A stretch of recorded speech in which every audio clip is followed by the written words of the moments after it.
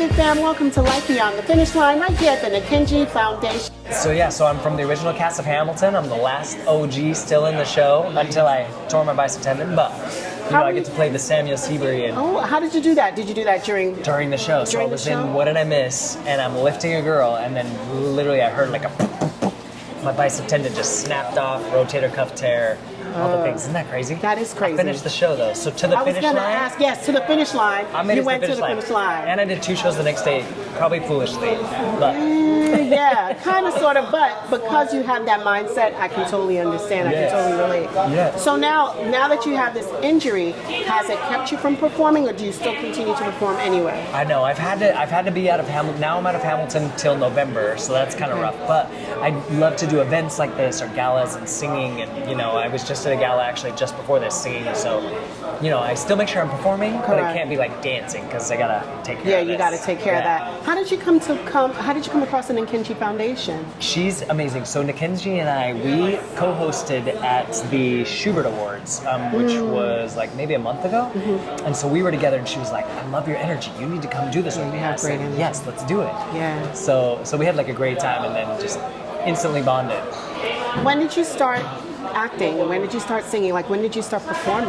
Well, I was a late bloomer. I started after high school. I started training like crazy. I was living in Utah.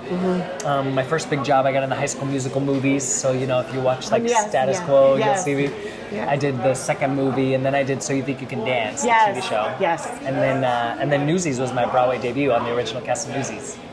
Are you serious? Yeah. Oh, wow. So you started to get into it at a late age. Was it something you always kind of wanted to do and you just kind of waited, or you didn't realize that you loved it until that time? Oh, no, I knew. When I was like 8 or 9, I was like, I'm going to be on Broadway. That's what I'm going to do. But then, I quit because I was living in Wyoming. All the boys were making fun of me. It wasn't cool. So I quit regretfully and waited till out of high school. But then now, now that I'm like 3.5 Broadway shows later, I'm like, all right. And then the bullies come in and they say, "Hey, you're doing so cool." I'm like, "Yeah, remember you were a jerk." Exactly. Yeah. Exactly.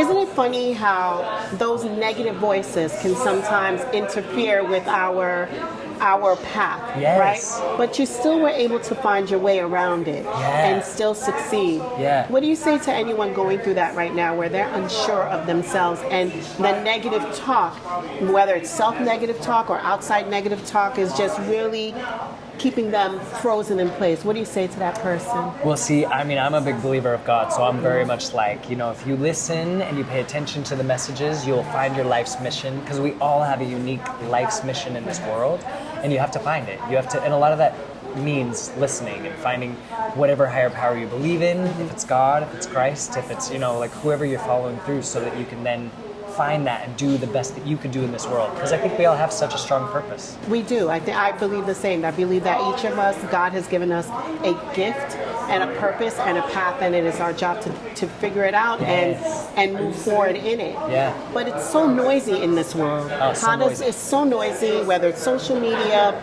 negative talk, self-talk, or outside. What is one way one can kind of calm themselves down and silence themselves so that they can hear God's voice?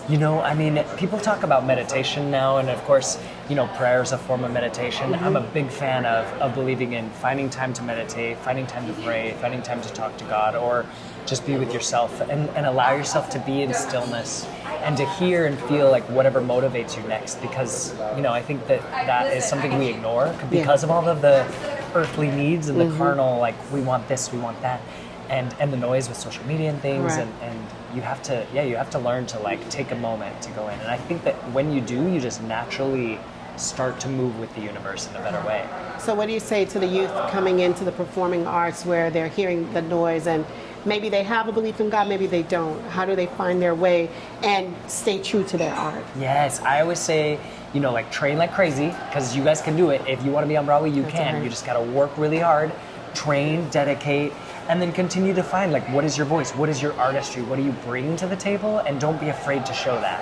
I appreciate you. Thank you, Thayne. I appreciate you. Great to meet you. Pleasure. To the finish line. To the finish line. Can we take a photo? Yeah, let's take a photo. Love it.